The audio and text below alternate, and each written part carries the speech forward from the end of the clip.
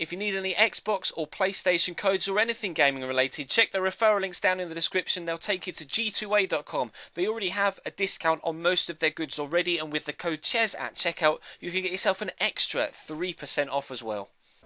Hey guys, how's it going? Ches back again, and welcome to episode number 164 of the Career Mode Road to Glory here on FIFA 15. This is of course the first series since Sunday. We took a day off on the schedule. Obviously, if you're new to the channel, thanks to the Youth Squad Challenge, then if you look in the description of any of my videos, there's a list, a schedule of all of my uploads and when they go up. I am very, very regular with that schedule, so be sure to check that out if you are new. If you're new as well, thank you for coming across from the Youth Squad Challenge, really appreciate that. Hopefully you can dive straight into this series and start enjoying it, or feel free to check some of the earlier episodes as well so that you're up to speed. This is actually the 7th season in this series. We started in League 2 and we're pushing our way up to the Barclays Premier League. This is our 2nd season in the Europa League and our 4th season now in the Barclays Premier League. Thinking about it, since we've obviously started in League 2, we finished 10th in our first season in the BPL, then 5th and qualified for the Europa League,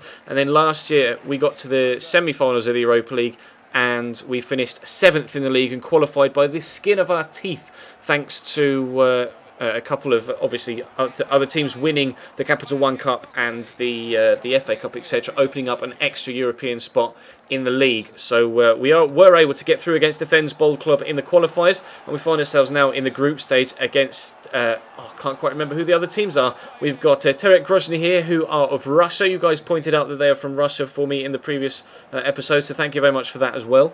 We've also got Rapid Vienna in our group, and I cannot remember for the life of me who the third team is, so we'll find out in due course. But we go 1-0 up here against Terek Grozny, thanks to Julian von Hark, obviously our new signing this season. We brought him in on a free, and he's 87 rated. We managed to snap him up thanks to his contract expiring at Werder Bremen. Lovely turn there by Josef Poulsen, but unfortunately for me, the goalkeeper was on hand to make a good save. Josef Poulsen has also made a very good start for us here in his first season at the club. Obviously, we paid £3 million plus to Kalo Ranti to bring him in, and he's definitely hit the ground running, getting another goal here. Not really too sure what the goalkeeper was doing there. It was a bit of an odd attempt at a save, but maybe he was put off by his teammate in front of him, the defender just throwing himself across the front of him, and maybe he expected some sort of deflection that didn't actually come, and that we were able to drill it in at the bottom, in the bottom post court, or in the bottom corner. But I don't really know what my goalkeeper was doing here either. We'll see a couple of replays. I just can't explain that. I just can't. There are no words. Why has he jumped with one hand and just palmed it into the back of his own net? I don't know. That made it 2-1, but fortunately we were able to hold out for the victory. I accidentally skipped the end of game cutscene, so confirmation here that you can see we got a 2-1 win thanks to our 2 goals from 8 shots, 6 on target. They got 1 goal from their 2 on target and 5 in total. So we head into the second game of the season. We have had an extremely good start to the BPL season this time around, but this is by far the strongest that our first team has ever been. We've won the opening 4 games, although they have been against opposition that wouldn't necessarily cause us too many problems. We did beat Tottenham. That's the one result we've had so far that perhaps was a slight shock, but they did have DeAndre Yedlin sent off towards the end of that game as well, and they did underperform. But we're going to have to be at our best to try and take on the other half of North London, especially considering our history with Arsenal in this series.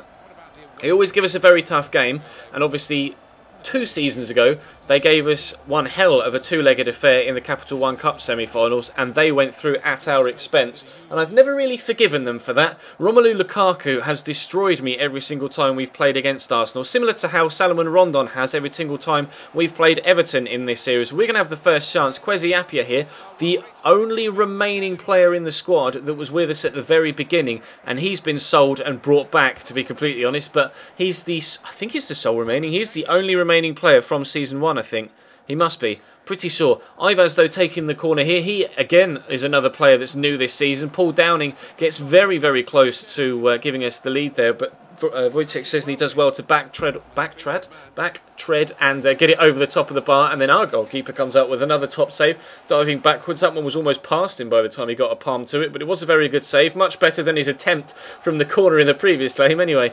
But Kwesi Appiah is down the left-hand side again. He turns his side really nicely, and then the other striker got in the way there. I kind of wanted to him to draw the defender away with a run, but he ran in front of me, and it kind of closed all angles for the shot, which is quite disappointing. But as you can see, Olivier Giroud on the ball here, out wide to Coquelin, then into Lukaku. Good turn of pace from him there to turn inside. Stands ball up towards the back post, and Jack Wilshere only just, but he does manage to get it in to the back of the net, in off the post. He's only just able to get there, but it is 1-0 to Arsenal as we headed into the second half, and then they were extremely solid in the second period. They sat back, tried to catch me on the counter with the pace of Carlos Bacca that they brought off the bench, and this man Romelu Lukaku again, and he was only inches away from getting an umpteenth goal against us in this series in the red and white of the Gunners.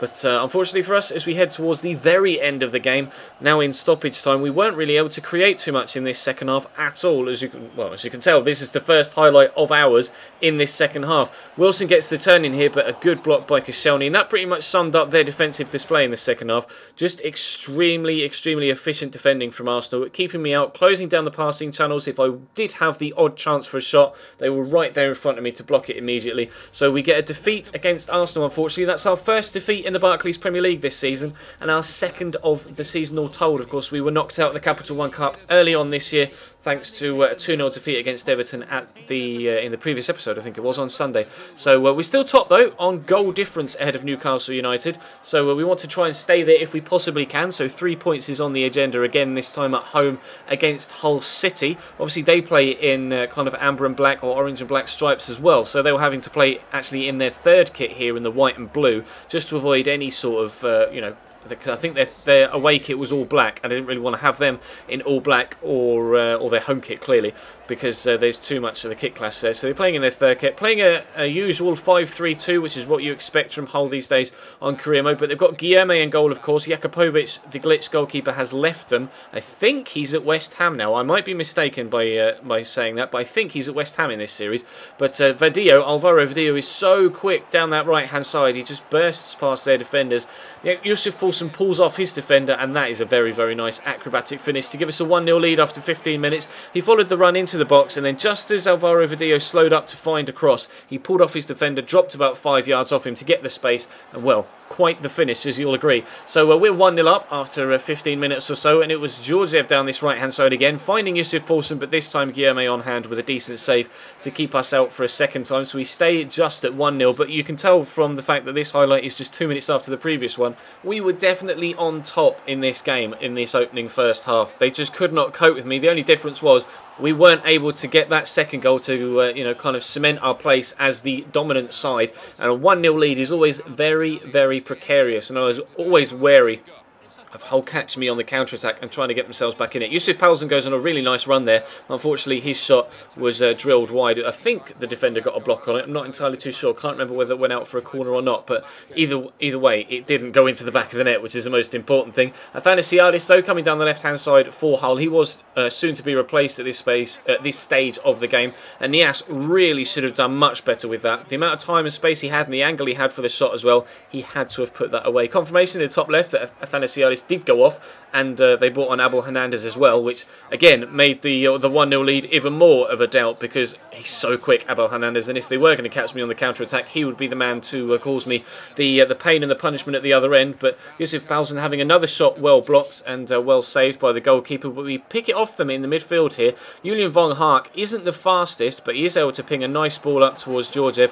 Thought about squaring it here, but we decided to have the shot instead rather than sweating it, but Guilherme comes up with a good save, and it rises well to stop either of my two attackers from beating him to it underneath the flight of the ball as it dropped out of the sky. Abel Hernandez was involved though for them, standing that ball into the area, and a very crucial block there by Alvaro Vadillo. Their man at the back post was literally just about to smash that into the back of the net. But we come on the counter-attack ourselves. I said I was worried about their counter-attack. We do it to them. Georgiev up the other end. Again, could have sweat it. Decided to play the, the more professional route. He took it on himself, turned aside the defender, slotted it into the back of the net. And we get a 2-0 victory. Our two strikers scoring again, Yusuf Palzan and Strail Georgiev, giving us the 3 points there. So we are second in the group at this present stage. It's Braga. They're the other side. Of course they are. The Portuguese side. But Rapid Vienna were able to get themselves a victory against SC Braga, and we still sit top of the table by a singular point. Newcastle, though, are yet to play their extra game, so they could still, in fact, even go above us if they win by 3-0, or at least draw level on points with us should they win that game by any particular scoreline. I think it's against QPR, but you can see Spurs have got a game in hand there as well, and there must be another team in the relegation zone in 19th or 20th that have a game in hand as well. So games still to be played for the league to even itself out, but for now, extremely pleased with the way the season has started. But that will bring today's episode to a close. Thank you very much for watching. Drop the video a like if you enjoyed, of course, as always. Subscribe if you're new and you haven't done already, and check the channel page for anything you might have missed over the past few days. Probably going to be streaming Formula 1 2015 tonight over on Twitch, so follow the link in the description if that's something you might be interested in seeing, or just if you might be interested in seeing me stream anything at all. I stream a lot of Football Manager and FIFA over on Twitch, so links are always in the description, as well as links to my Twitter, my Instagram, and my sponsor G2A as well. But for now, thank you very much for watching, guys, and I'll see you next time.